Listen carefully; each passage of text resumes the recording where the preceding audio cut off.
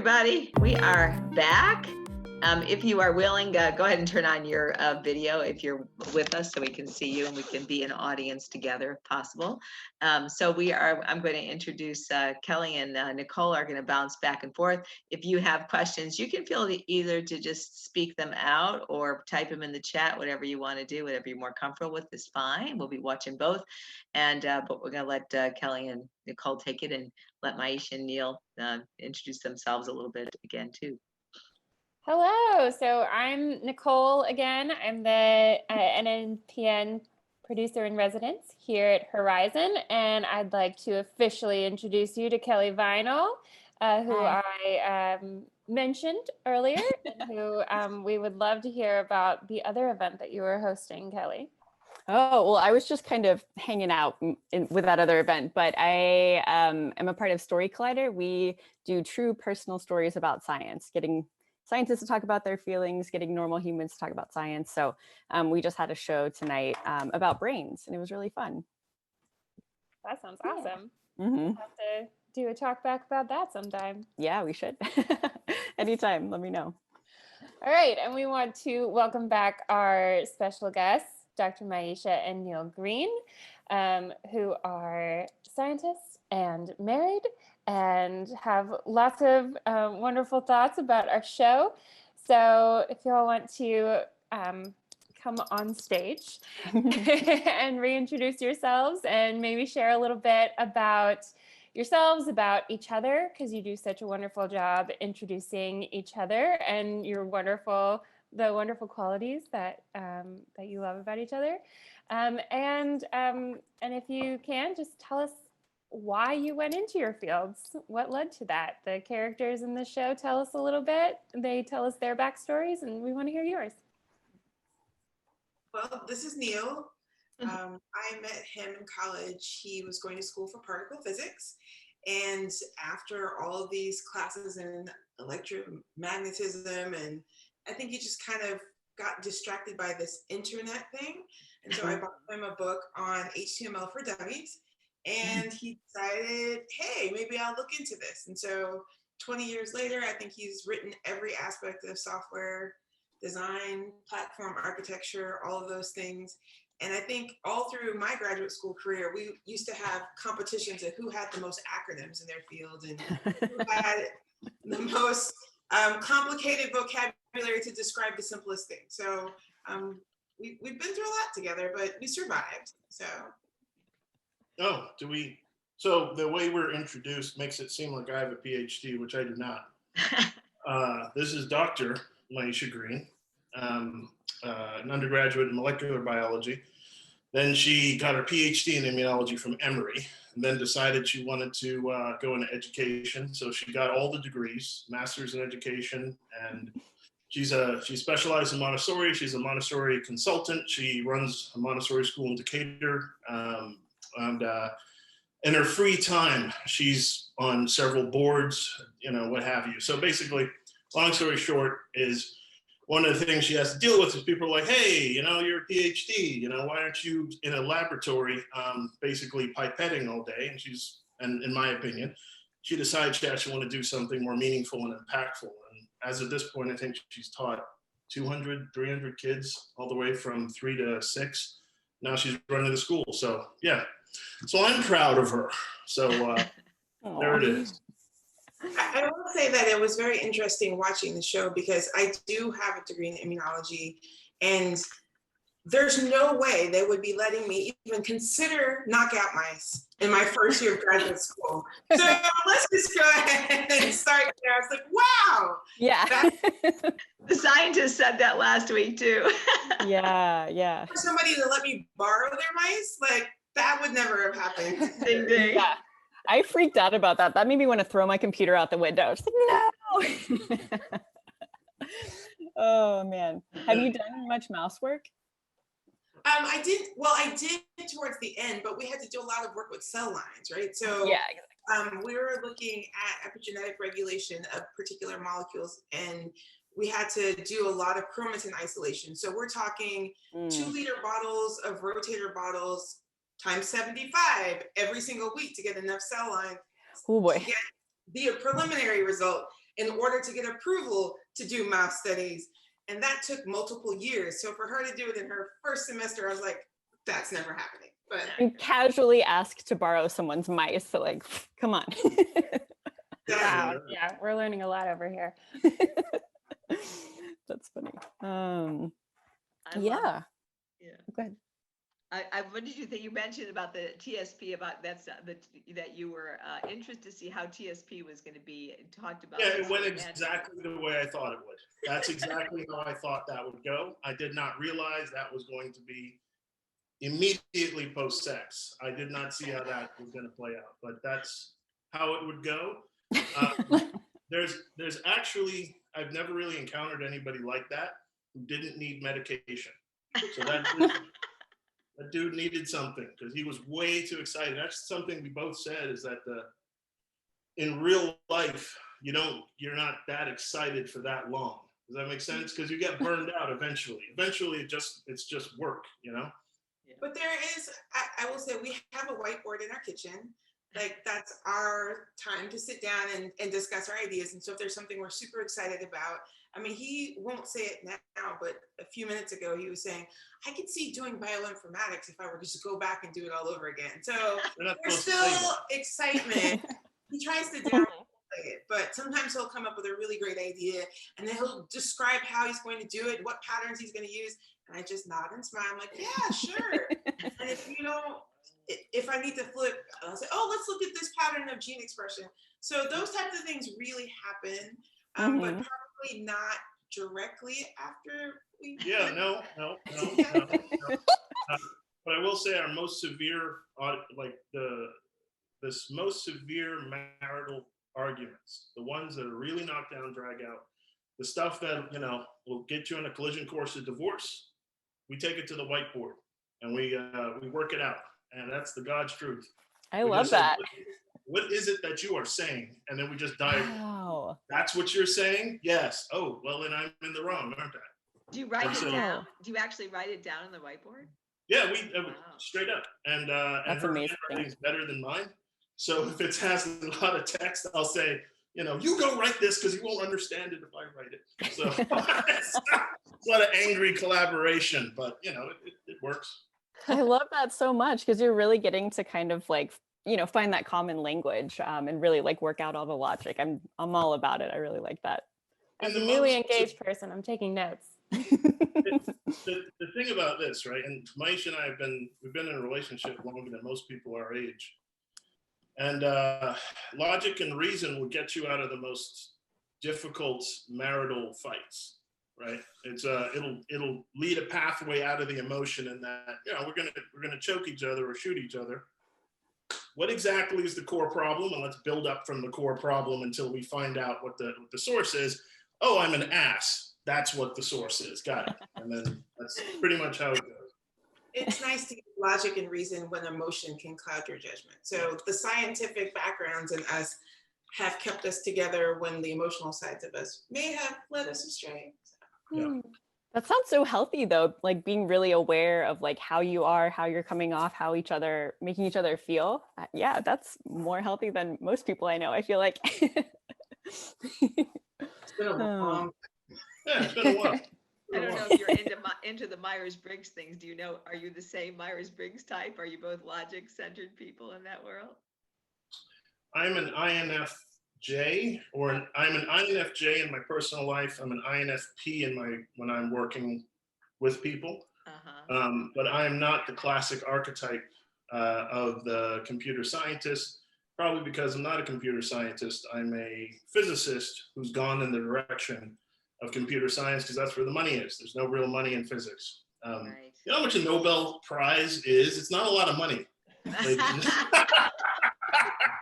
not a lot of money. We do have very similar Myers-Briggs personalities. What's yours? I am an INFJ now, but I was an ISTJ when we first met. So I think some of his more gregarious characteristics have rubbed off onto me, but I think it just depends on where we are in our careers. It vacillates a little bit, but we're both I's, very strong I's. Yeah. You need your private spaces in your house somewhere. Huh? Yeah. Absolutely. Yeah, was there anything else in the show that just made you either want to, throw your computer against the wall or I don't know, be their marriage counselor? Sexual harassment in the academic institution that like I was uncomfortable watching. Like somebody needs to lawyer up because this is getting wild. That was super uncomfortable when she was talking. Like, so I would say the most impactful scene for me, I don't know about you, was the argument between, I forget the characters' names, and her PI when she's like, hey, here's the data, it's really cool.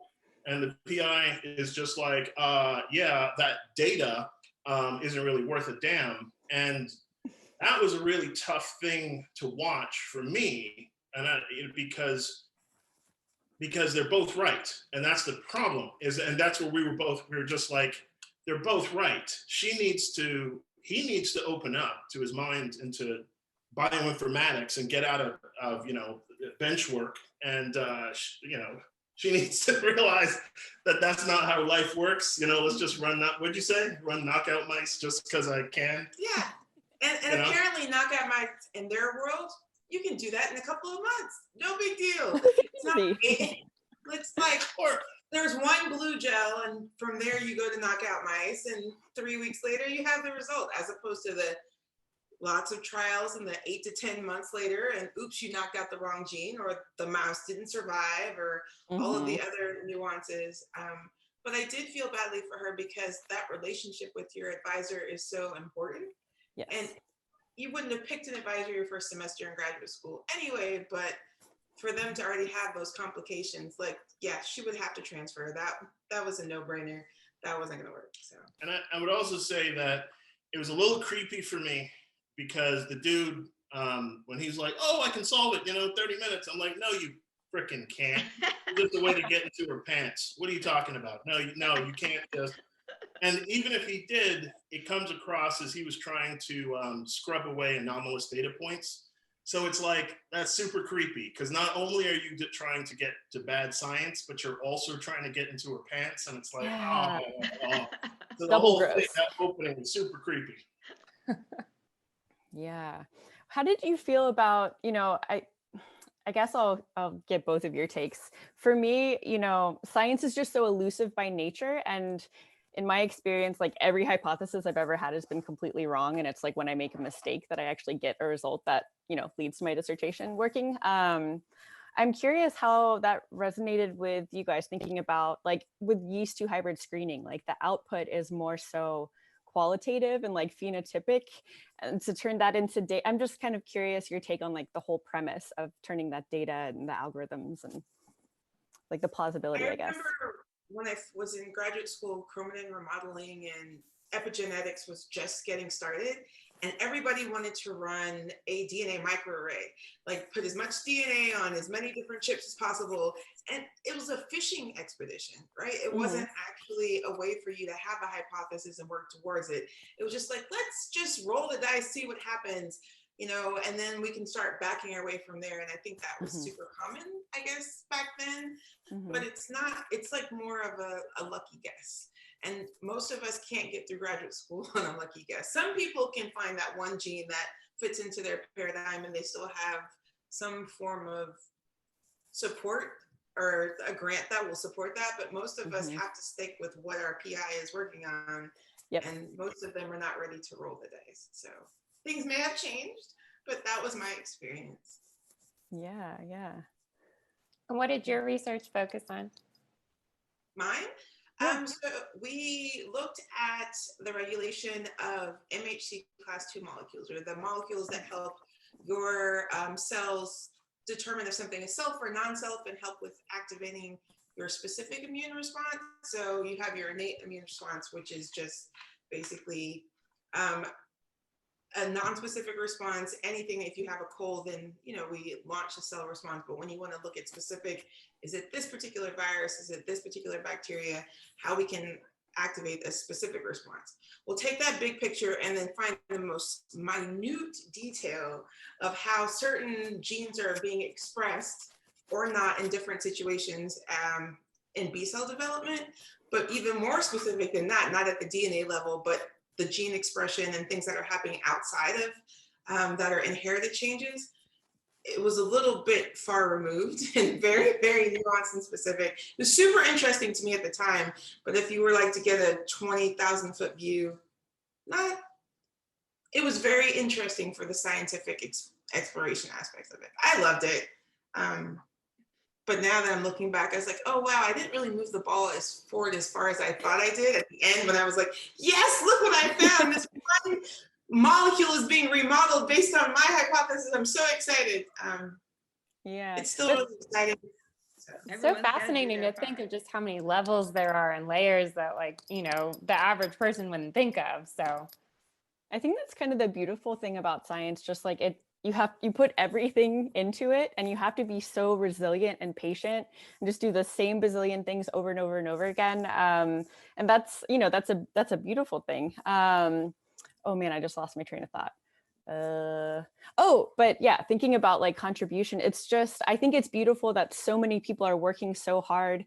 Like when I started my dissertation work, I remember someone describing it to me as like, here's the circle of knowledge that people know, and like if you like zoom in microscopically on the edge, like you like poke a little dot out, like that's what I've added. And I just think that's kind of a beautiful thing. Like everyone is pouring all of their energy to like boop, like to add a little dot, you know.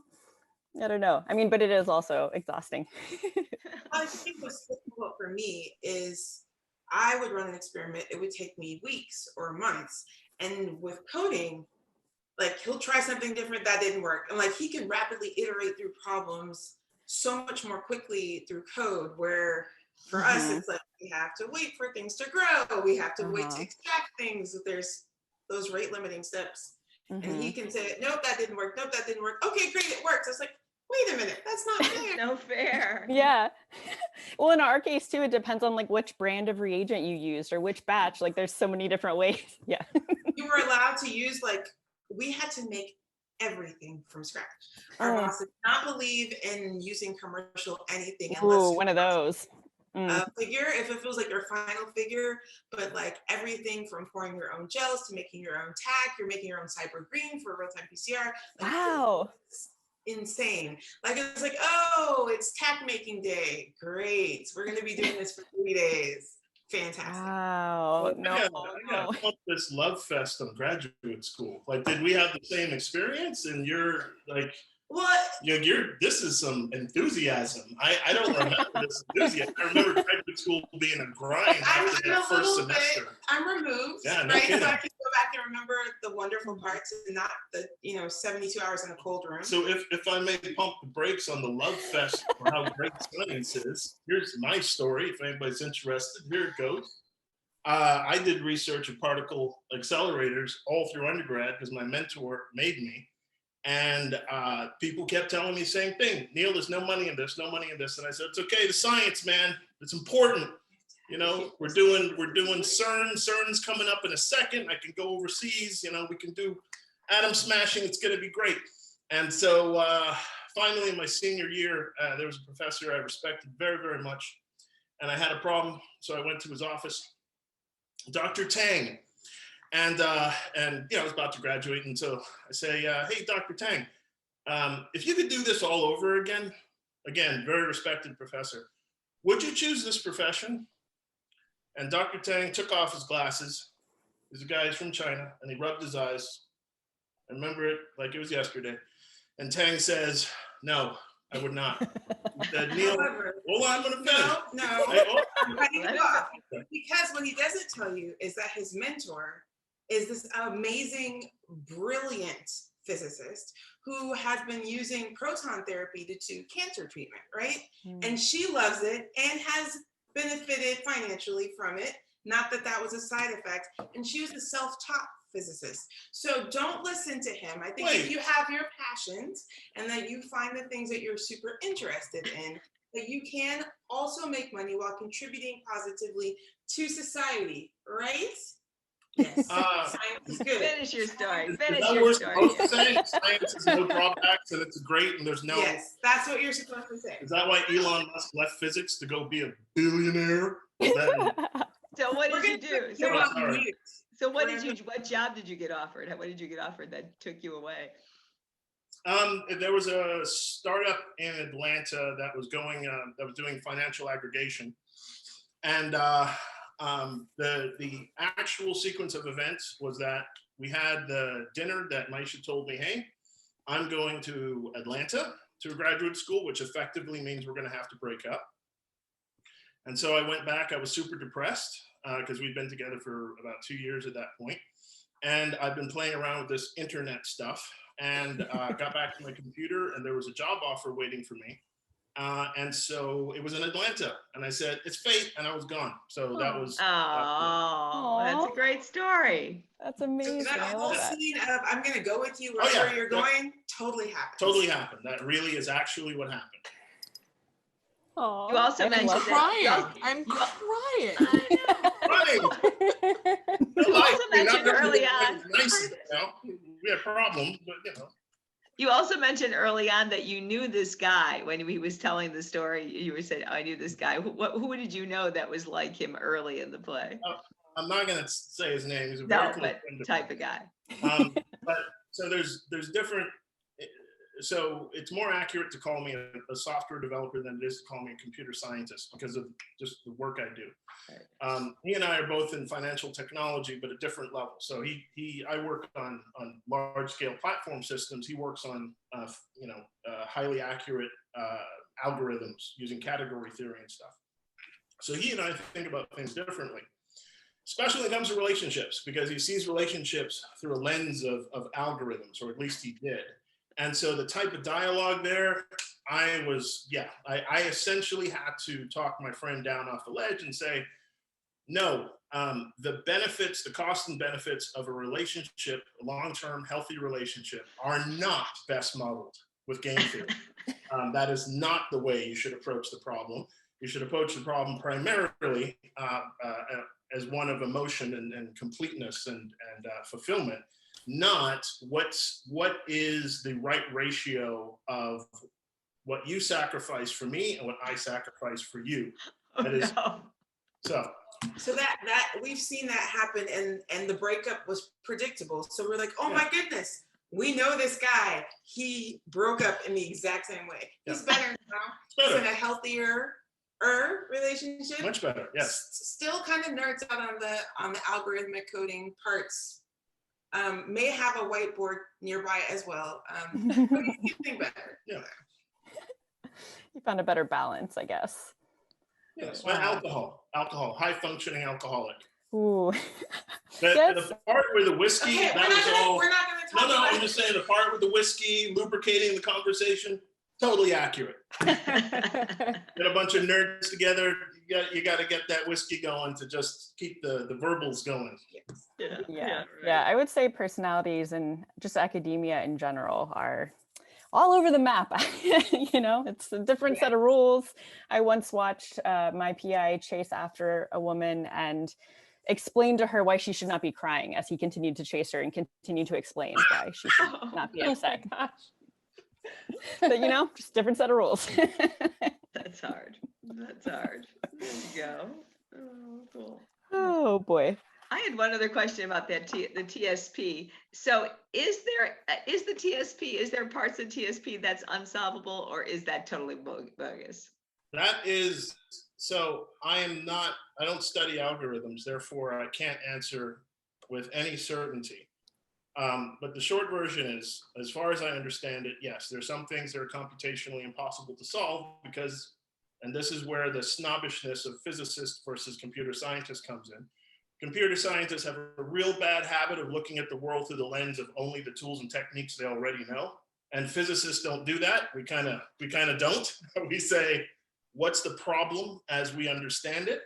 Let's find tools that help us to solve it. So I was in experimental particle physics, and that was a lot more fun than computer science because the question is, how do you discover this? Okay, well, what are we trying to discover? All right, well, let's go do it. And so like my mentor, when we were getting ready to do, to do research around tabletop high-powered laser electron accelerators, she just, went and just bought the world's biggest commercial laser and had it delivered to her office. And I remember going into her office, and there was this massive crate in the center of it. So she had an office at a national laboratory in Virginia. And I was like, what is that? And she's like, oh, that's the world's biggest commercial laser that you can buy. We're going to use that to practice before we go up to Michigan, where we were going to be doing our research. And I was like, oh, sorry, Dr. Keppels. And I said, sorry, I didn't know you understood laser. I didn't know you were also a laser physicist. And she's like, I'm not, but it has a manual, right? So that's the disposition, where instead of just looking at these problems through the lens of, oh, I'm going to try to solve an unsolvable problem, pretty much every physicist will say, well, that problem's unsolvable. So let's go ahead and shift out of the way, because if we try this, it's not going to work. If you can imagine, during our relationship, we have other friends who are chemists or pharmacologists or physicists or computer scientists. And there's kind of this air of biologists are not respected as much. And physicists happen to be a little bit more snobbish Assholes. about their, and so we've all had these competitions over the years of who has the best approach to science and who's more open-minded. But I think now, I guess if we were to go back, we would look at looking at biology in terms of information design and informatics, and probably would be able to use biological systems to do some more modeling. So I think we've converged a little bit over time. Yeah, I mean, we're living in very exciting times. I mean, meaning it's interesting. I didn't catch the dialogue as much, but they were, I think at certain points, expressing frustration about how complicated the generalized problem they were trying to face in their respective fields actually were. And just that sheer frustration. And I was kind of like, listen, we're right on the cusp of quantum computing as a service. Like, we're about that far away. Just give Microsoft about another 5-10 years. They're going to get there. And we're what OpenAI, Elon Musk's one of his many company, OpenAI just a couple of months ago, or a month ago, less than that, just was able to create the first artificial intelligence that could produce writing indistinguishable from that of a human being. Really? So I kind of was looking at it like, hey, calm down. It's cool. Chill out. Stay in graduate school. Get your degrees. It's going to get real good. Like, it's going to get real fun in a second. But don't get frustrated because of the tools you own, the tools you guys have right now. The tools are going to get way better in the next 5, 10, 20 years. Huh. Wow. And luckily, grad school lasts forever, so you got time. Can I coach you on that? That is awesome. Chantel Hamlet says, so my son is headed in the right direction to be a physicist. That's his natural mindset, she said from something you said earlier. So you can tell your son that physicists are far better with the ladies than the other sciences. Because we all descend from Richard Feynman, which was a ladies' man. So, we all honor Dr. Feynman and trying to also be cool as much as we can, even if we don't succeed, which is why Elon Musk got hair plugs, because he's like, I can't go balding. I did not know this about physicists. It's good to know. They're very humble as well, as you can. Yes. The whole premise is, hi, here's Albert Einstein. You will never, ever, ever be as smart as him. Welcome to physics. So at some point you have to make yourself feel better, because all you do all day is you study literally the smartest people in human history, knowing you're not them, right? So you just do the best you can. So what are you working on now that you're jazzed about? Which one of us? Not either of you. No, not me. You go. She's running a school in the middle of a pandemic. So she's got all types of challenges. That's I'm developing a new software platform again, but this time to combine my love of kind of coaching people, because I was a tech lead for 10 years. So combine my love of designing platforms with coaching people into one product. And so that's what I've been working on. What does that mean? What would it look like? Oh, well, I mean, I don't know. As soon as it's built, I'll show it to you. I've got the specs. I mean, I gotta put fingers to code. What would it do? Oh, the long story short is it's a system that would allow people to assess themselves using psychometrics, essentially. Basically, answer questions that get to the bottom of what you believe. And then I use my copious amounts of experience coaching software engineers through all types of problems to basically persuade the person to change their beliefs into ways that are more productive. For case in point, there'll be a module that just teaches empathy. That's all it does. And so another one that just teaches assertiveness, which she's very excited about because she likes the way I discuss assertiveness. So it's communication skills, it's skills related to teamwork, but it's you know, what can I say? It brings my love together of I really genuinely want to help people, but I genuinely don't want to be surrounded by people. So I kind of, if I can build a system where I can help you and then stay the hell away from you, that's perfect for me, especially if you can pay for it. So and especially during a pandemic, that's perfect timing, really. I know, right? That's what I was thinking. David says, I had a Dr. Burge. They said to go into Department of Defense. Did you visit the National Superconducting Super Collider, cyclotron? Yeah, sorry, I meant cyclotron. I worked there. So so the answer is no. I did research at Thomas Jefferson National Accelerator Facility, which was close to the college that I went to. Well, we both went to. Fermilab and the University of Michigan something optical physics. They had the world's, and they still have the world's most powerful laser. Apparently so powerful that if they shot it at the moon, you could detect how much they could change the deviation of the moon and its orbit. Wow. And it was cited in the 2018 Nobel Prize. So way, if you flip back to the Nobel Prize, way back, you'll find a little paper that I was on. So my mentor called me and said, we're cited. It's like, cool, how much money is in that? And she's like, none. And I'm like, I don't. It's all glory. But do you find your science degrees useful? Like, in what ways do you use what you learned studying science in your professions now?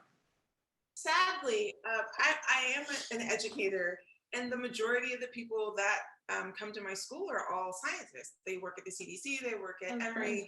And so sometimes when you're trying to build relationships with parents, being able to talk science with them has been really great, or to talk about their research and what they've been working on. And they're like, wait, you understand what I'm talking about?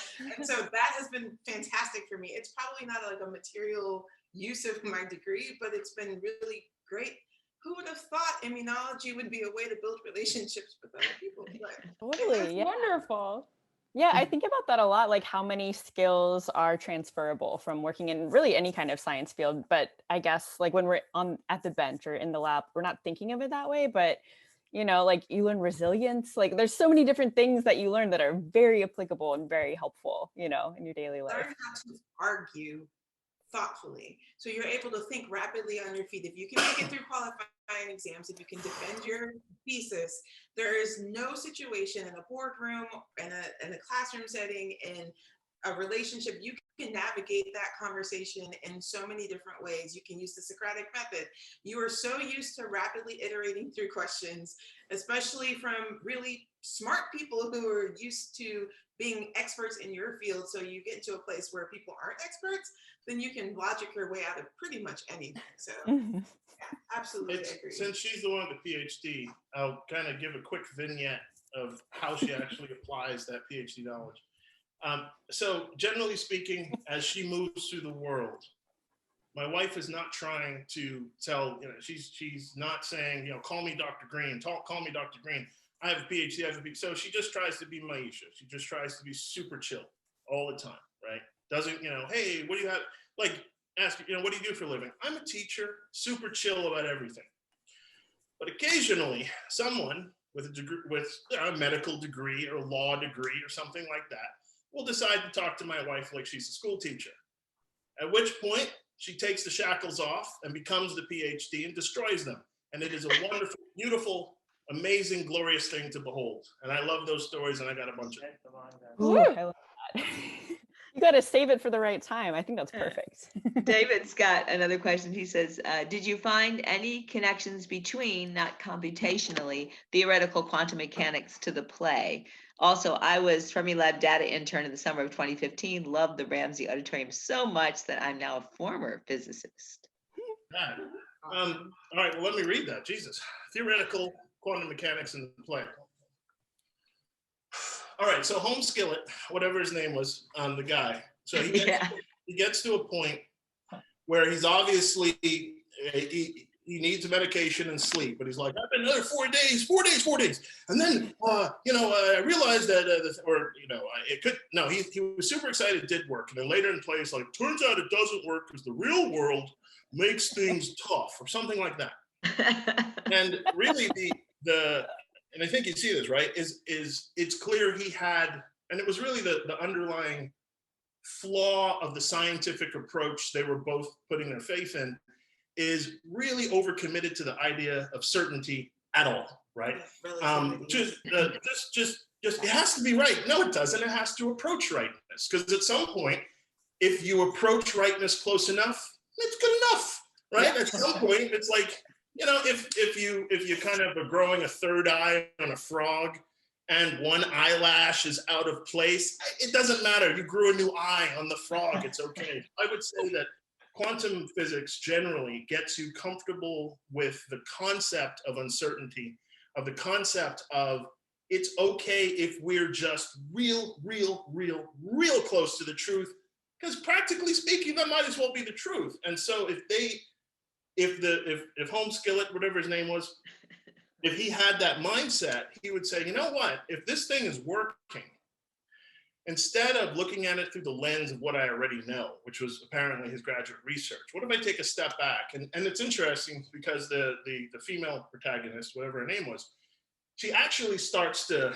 push him in that direction at the end, which is fascinating. She's like, well, wait a minute, no, hold it, we'll pump the brakes. It does work to some extent, right? I mean, like, don't throw out the baby with the bathwater, which he's doing. Where if he took a step back and said, look, yes, the outside world is kicking my ass in this theoretical, but how much of the outside world actually matters to the problem that I'm specifically trying to address and the outcome that I specifically want? So if I was going to, on the cuff, after I've been drinking, draw a bridge between quantum physics and the play, that's how I do it. I don't know. How did I do? I don't know. I think you did great. Another question is, do you think that the arts are a good way to introduce people to scientific ideas, theater, movies, etc.? So it's gotten much better. When we first got together, we would watch movies, and my physics education is woefully inadequate, but we would go see things like Armageddon. And he's like, I can't even sit through this movie because there's so many glaring errors. And I'm just like, oh, that's so awesome. They're going to dig into an asteroid. He's like, this is not even, like, I can't even tell you how many egregious errors there are. But I think that if you introduce people to these theoretical problems, then they have the opportunity to say, well, is the science correct or is it not? And then you've got people hooked. Right? You have them going out and looking and saying, how would I investigate this? What type of science would you really have to do? And then, so I think it's a great way to get the question started, as long as you don't focus so much on accuracy. So I would say, yes, absolutely. Yes, absolutely. I got my start by watching MacGyver. And MacGyver, back in the 80s, apparently had a bunch of PhDs and a bunch of stuff. I don't think they got specific, but I was like, I don't know what you need, but to be MacGyver, apparently you need a lot of education. And that's all I knew because I was young and stupid. But I will say that the shows that are coming out that are getting shows and movies like The Expanse, where a lot of energy is spent in getting the science just right, are just thoroughly enjoyable to me. Right? What other ones? Anything else you want to recommend? The movie, I mean, Interstellar, for example, right? So Interstellar is another movie. So if Hollywood realizes that it's okay to use hard science to ground your story in, because I remember hearing this about human history, is that Hollywood can never come up with a story that's more exciting than what actually happened in human history. So it's the same way, is that if you want to come up with some space drama that's super exciting, just play the science out a couple generations, which is what they did with The Expanse. They took The Expanse, the whole thesis of it, they just took one or two things that we already know and pushed it just a little bit into fiction, but everything else is more or less plausible. So yes, I hope that there's kids watching The Expanse. I hope there's kids that have watched Interstellar who are like, wait a minute, is that actually possible? And it's like, yeah, it's totally possible. Like I will say this, I'm nerding out, one last thing. No, I love it. My favorite, as a physicist, my favorite single scene in The Expanse is in the episode QCB, Close Quarter Combat. And it is when they're running away from gunfire, what have you. And the one of the female characters, she gets blown off into space and she starts floating away. And what he does is he puts a cable onto her and then kicks her out into space, right? Which is Newtonian's conservation of motion. So by kicking her out further into space, he kicks himself back to the railing, clips the cable on the railing, and reels her in. And so I'm sorry, that's great. I'm nerd. I mean, I'm standing ovation there, right? So sorry, I'm a nerd. I'm a nerd apparently. I love it. I have to tell you that we said that we have several people who want the Neil and Dr. Myesha React series, their commentary. I would watch that all day long. David has another one, which is, what software did you use and develop for the field of accelerated physics? Especially, what did you learn before HTML? Cobalt. No, I'm kidding. Fortran. That's what we learned is Fortran. And Fortran, I think, is the fact that I ended up going into software development, having been exposed to computer programming through Fortran is an absolute miracle. But generally speaking, when I discovered, I was actually at in Virginia, the CBAF, Continuous Electron Beam Accelerator Facility. I was staying on campus for the meaning I was spending the summer in a dormitory in the lab. And it was the weekend, and my girlfriend was, I guess, back in Houston. I was by myself. And I fiddled around with a web page, and I pulled it up on one computer, entered an IP address on the other computer, and then saw, wait a minute, the changes I make here show up over there. And theoretically, they could go from, I could transfer any data from anywhere to anywhere of any type, if it can be digitized. And then I said, that's the future. And that was in 1997. And I kind of never looked back. So from there on, it was just a matter of building my skills up from there and just learning as you go. I mean, I went from probably back then in 97, knowing not much more than HTML and how to do that animated GIF with the construction thing. You know what I mean? Yeah. It kind of, you know what I mean? Like with the dancing baby or whatever. To building out enterprise scale platforms for the parent company, the New York Stock Exchange and Atlanta or what have you. So, you know, it's nice when you have 23 years to develop your skills, right? So you start small and you throw away Fortran and then you get on a new track and then you can find your love. He says, Kip Thorne, Interstellar's consultant, 2018-19 Nobel Prize in Physics recipient. And he says Fortran, I think, is dead now, probably. I hope so. Let's hope it's dead. It needed to be dead back then. Yeah, you say that, but those people who wrote that, anybody who's writing software in the 80s and before are just insanely smarter than the rest of us today. If you see the interview with the dude that was done, who wrote the code for the Apollo mission, and you see him going through the stacks and stacks of printouts, I'm a dumbass compared to that dude, man. So I just do the best I can. You said C++, I hope will die too. No, it will not. Because there will always be old people. And as long as there'll be old people, there will be C++. Oh, I love that. It's a great discussion. Thank you. Yes, well, I think we probably need to wrap up and let everybody go. And but thank you so much for joining us and sharing your wit and banter and your knowledge. And where the play got wrong, all of those things. We're so glad for your time, and glad to Science ATL for connecting us. And Lisa, I'll kick it back over to you Yeah, to great. close us Okay, out. so this is if you enjoyed what you saw tonight, there'll be another tomorrow night with 2 other wonderful scientists coming to be with us. So join us. And then our that's open, the on demand is open at least for another week, maybe longer. So if you find people you want to forward it to, just send them on. We'd love to have more people see it. And we're going to take these little all of our little discussions and get them posted up on our website too, so people can see those as well. If you want to share if they're willing, and we can share our wonderful banter.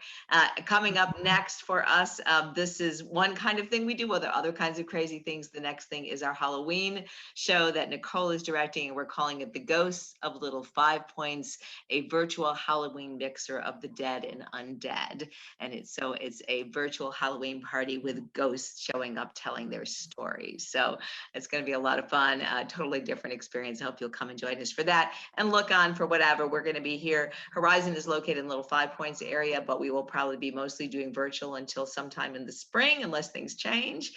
So, show up here. If you liked what you saw and you want to keep us going, we'd love if you made a donation tonight, thank you. And if you loved it and want to make a donation more, we would love to do that. I think Amy's going to post something in the chat, and there'll be something at the end too.